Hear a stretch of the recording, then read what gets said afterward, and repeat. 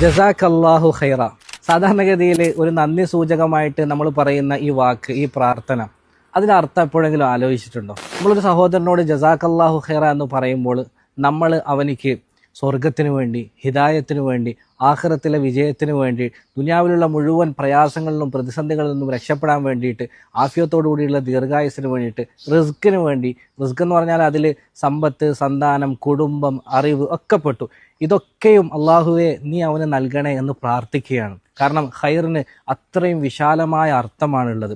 അതുകൊണ്ടാണ് റസൂലുള്ളാഹി സ്വല്ലല്ലാഹു അലൈഹി വസല്ലം പറഞ്ഞത്, ആർക്കെങ്കിലും എന്തെങ്കിലും നന്മ ചെയ്യപ്പെടുകയും തിരിച്ചതിന് പകരമായി അവൻ ജസാക്കല്ലാഹു ഖൈറ എന്ന് പറയുകയും ചെയ്താൽ ഫഖദ് അബ്ലഗ ഫിസ്സന, അവൻ ഏറ്റവും നല്ല രീതിയിൽ നന്ദി പ്രകടിപ്പിച്ചിരിക്കുന്നു എന്നാണ്.